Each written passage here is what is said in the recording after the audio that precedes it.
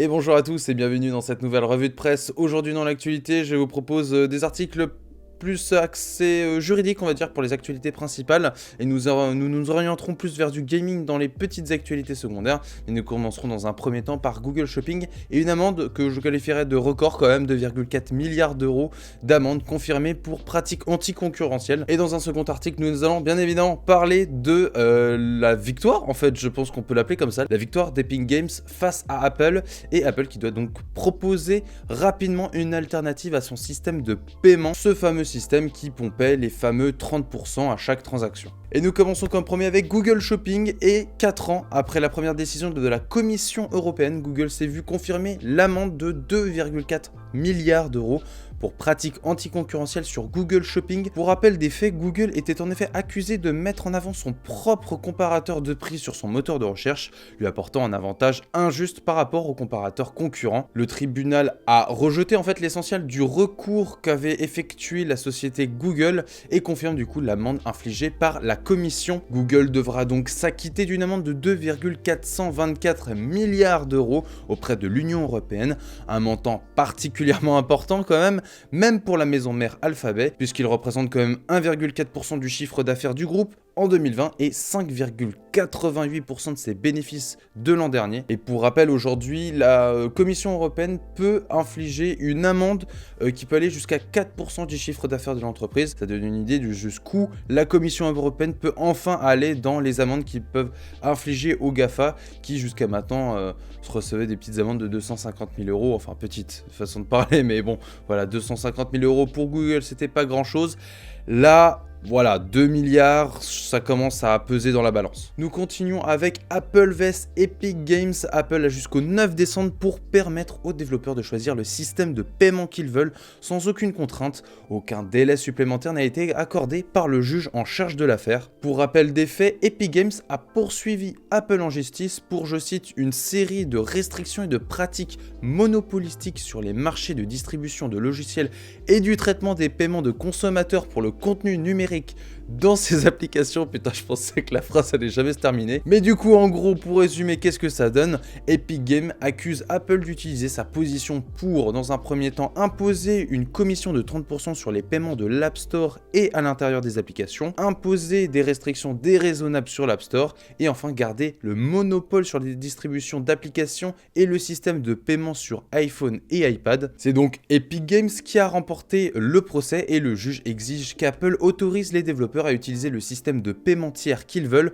ouvrant la voie à d'autres options de paiement qui n'obligent pas les développeurs à passer par le système d'achat intégré de l'Apple Store. Apple qui avait fait une demande de délai supplémentaire, mais cette dernière a été rejetée. La société a du coup jusqu'au 9 décembre pour proposer aux développeurs d'utiliser le système d'achat intégré ou externe qu'ils le souhaitent. La question maintenant qui se pose, et qui n'est pas dans cet article malheureusement, c'est à quand le retour de Fortnite sur l'Apple Store? Et là, je suppose que nous ne pouvons qu'attendre une communication de Epic Games qui nous présenterait une potentielle date du retour de l'application sur la plateforme. Et nous continuons nos actualités avec les petits articles du jour. Aujourd'hui, nous allons parler de Jump Force.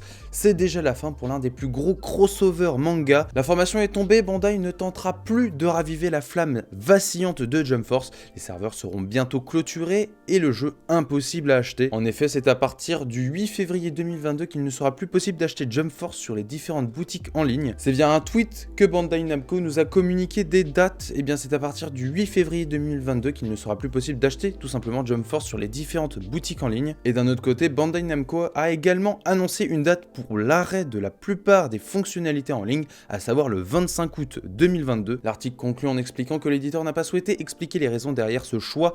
Néanmoins, cela a sans doute un lien avec les droits nécessaires à l'exploitation des différentes franchises présentes dans le jeu. Comme le dit l'article, à quoi bon dépenser des sommes astronomiques pour un jeu qui ne semble pas rapporter gros. Nous continuons nos actualités avec une petite news concernant Pokémon Diamant étincelant et Perle scintillante. Un nouveau trailer coloré présente le parc Rosa Rugosa, une zone centrée sur les légendaires. Des Pokémon légendaires à la clé, disais-je, le parc Rosa Rugosa devrait convenir à plus d'un joueur et pour cause, il permet de mettre la main sur de nombreux Pokémon très rares, impossible à trouver en temps normal. Voici le concept. Des salles disposées dans le parc abriteront des socles.